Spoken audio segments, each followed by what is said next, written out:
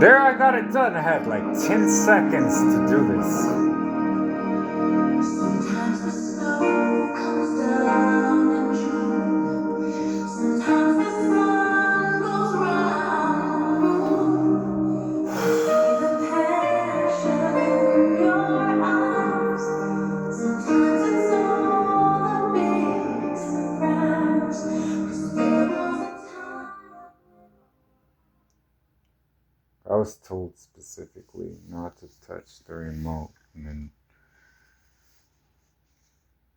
there was a half argument about yelling at goldfish. But from there, it turned into Mary inside of a woman, which.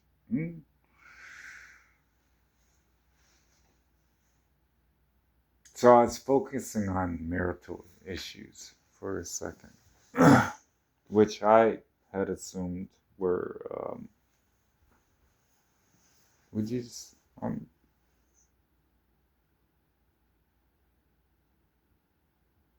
We went through the. I was her bodyguard, and like I was explaining certain things to your prodigal too. But would you just then? Because I don't care what David has to say. He doesn't have this type of.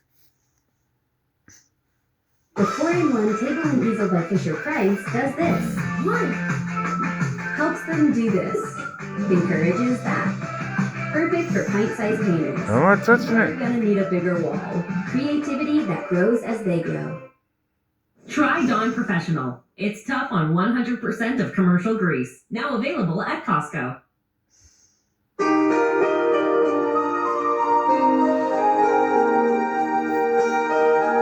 I'm not touching. What? Not even. Does he seem, David? Does he seem brotherly love? Does he not understand that a brother loves him? Like, what's his problem? Like, what is he? It's in his heart, so pull it out. Like, I'm not trying to fuck around. Look, play the damn. Sometimes the sun goes round the moon. I see the passion in your eyes. Sometimes it's all a big surprise. 'Cause there was a time when all I did was wish you tell me this was love. Hold up. I'm losing everything right now. We just pointed back to you. Dude. Hold on. We're going to a men's breakfast. Let's pretend we're going to a men's breakfast like I haven't gone to one. While we're sitting there, Bible's out. No,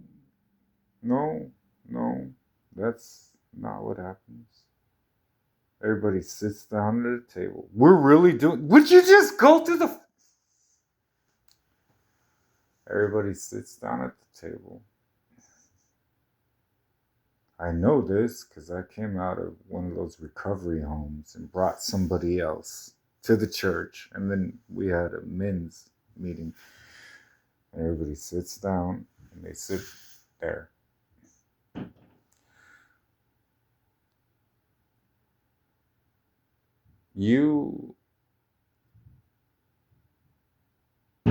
I would like to talk about. Okay. Nobody asked God what he wanted to talk about. All right, I'm sitting there. Notice I'm a Navy SEAL, so I was sent in, and was praying the day before. I heard from the Father himself, and I'm with God, so I'm sitting down. I just accomplished my temporary mission, so I'm looking at all of y'all. Y'all have jobs and go to church and are all kinds of confident in who you are. But I can notice a lot of things. You're not asking the Father to come into your whatever this is, and you're not actually Christians. So you sit there, and I'm like, okay. And I could tell you're struggling with this. But we have an inane conversation about, well, in Romans 1:16, that says that we should not be ashamed about the gospel. Everybody around the table.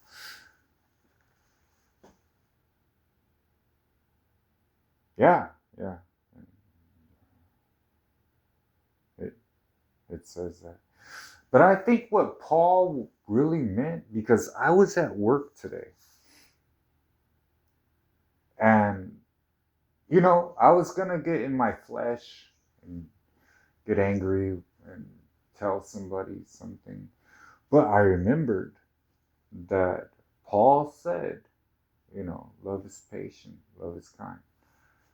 And we're sitting in fucking Denny's, right? Dude is coming out of a mental health type of situation. There's these people outside that are just falling over and everything like that. And they're sitting here coming out of a church to a table where they're having a men's group, right? So I'm just sitting there, and me and the Holy Spirit are talking, and we're and I'm looking at them. So that was your church, Church of the Nazarene, right? And this is the fruit. This is the men. This is all you think about is, I've done a great thing because I went to a restaurant with other men. I sacrificed my time.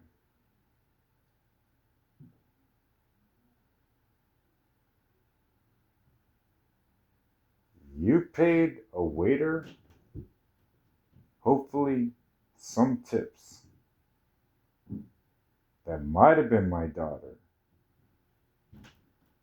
or son. That's what you did.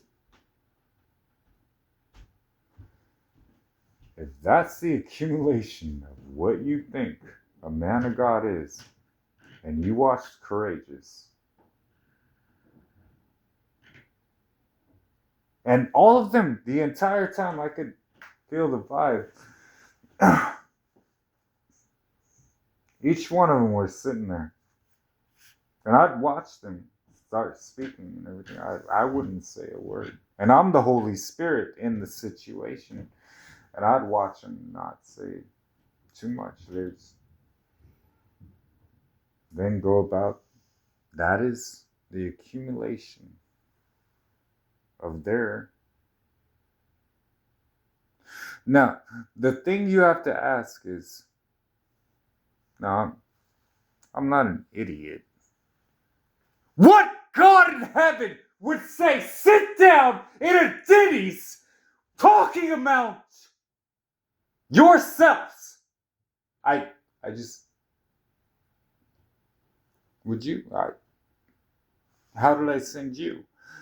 How many moments did I have taking somebody into a Denny's and saying, let's sit down and eat together?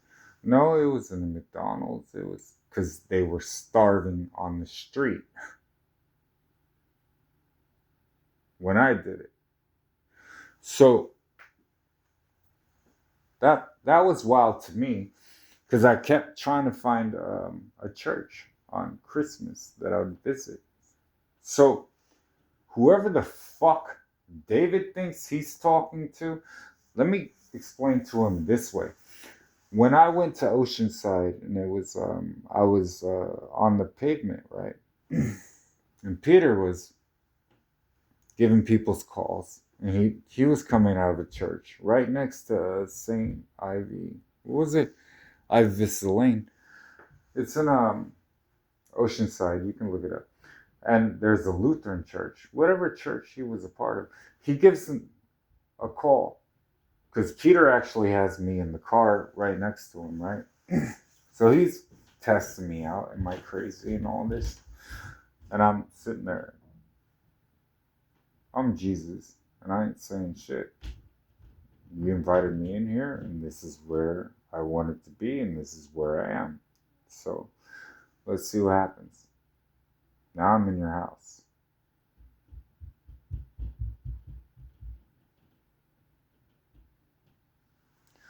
So that to me seems, would you say off? I would say off.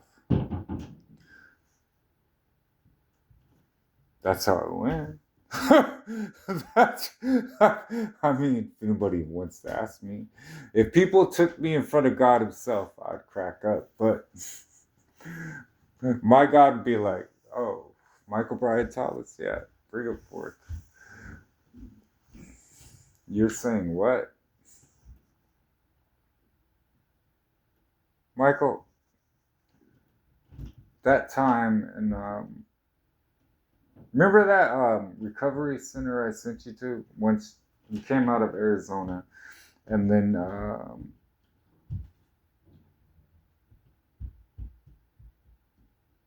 you went to that one spot off Crater Lake. Remember? Yeah, that one. Yeah. So what actually happened there?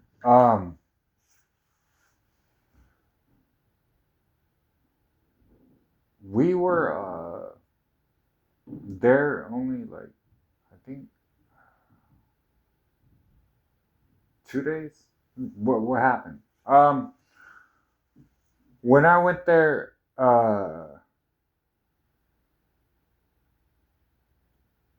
you had me make a video, and then it was that was my favorite video. Tell me about that. Um, it was me and this guy that he thought he was Jesus, and then we're talking about Lauren Daigle, and then I made a video with one in the background, but the point was I left that DVD that he had me buy.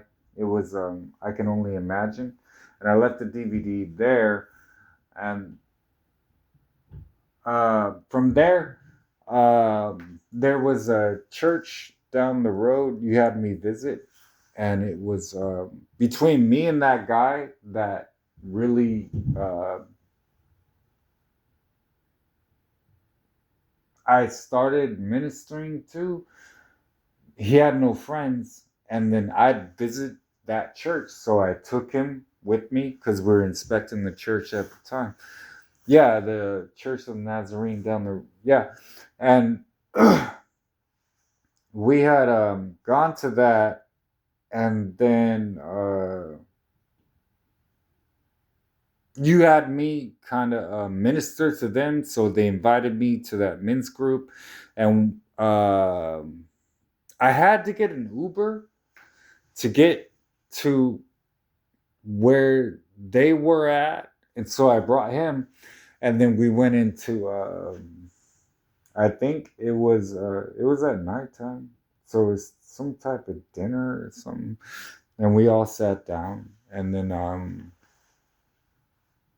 you had me judge it and how they were talking and what was going on, and then he wanted friends, so they, you know, Christian obligation, they would be his friends, so I felt, that might have been the best answer for him.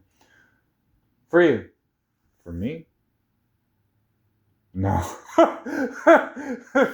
I politely walked away from everything they were doing. But it was because you told me to, and they were all fake.